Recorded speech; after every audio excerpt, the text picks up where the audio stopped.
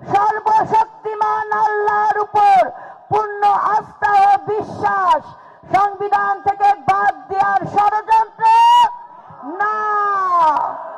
আবার বলুন, সকল ষড়যন্ত্র না। হাত তুলে জানান দেন, মনের ভিতর থেকে জানান দেন, বাংলাদেশটাকে আমাদের রক্ষা করতে হবে ভাইরা। স্বাক্ষরের পর জুলাই সনদ পরিবর্তনের ষড়যন্ত্রকে কি বলবেন আপনারা?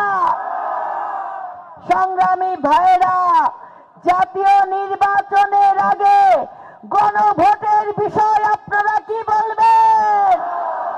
না। এই বাংলাদেশ জাতীয়তাবাদী দল গণমানুষের আকাঙ্ক্ষার জন্য রাজনীতি করে, গণমানুষের অধিকারের জন্য রাজনীতি করে। এ দল কখনো পিছিয়ে যাবে না অধিকার প্রতিষ্ঠার সংগ্রামে ভাইরা। দেশনায়ক জনাব তারেক রহমান বলেছে যে বাংলাদেশ থেকে আমি যখন চলে এসেছিলাম তখন আমি আমার সুস্থ মাকে রেখে এসেছিলাম, সেই মা এখন আমার সুস্থ নাই। তিনি বলেছেন আমি একটা ঘর রেখে এসেছিলাম, যে ঘরে আমার মায়ের 40 বছরের বিবাহিত জীবন, যেখানে আমাদের শৈশব কেটেছে, কৈশোর কেটেছে, যেখানে আমাদের সন্তানরা জন্ম নিয়েছে, সেই ঘর ফ্যাসিবাদরা ভেঙে দিয়েছে।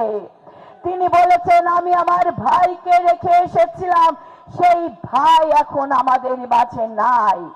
তাই তারেক রহমানের হাজারো হাজার লক্ষ কোটি ভাইরা এই ময়দান থেকে আওয়াজ তুলুন, শপথ করুন, সকল ষড়যন্ত্র রুখে দেব, বাংলাদেশের মানুষের অধিকার পূর্ণ প্রতিষ্ঠা করব, সকল ষড়যন্ত্র রুখে দেব, তারেক রহমানের হাতকে শক্তিশালী করব।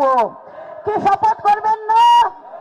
হাত তুলে বলেন, তারেক রহমানের ভয় নাই, রাজপথ ছাড়ি নাই, যুব সমাজের ভয় নাই, রাজপথ ছাড়ি নাই।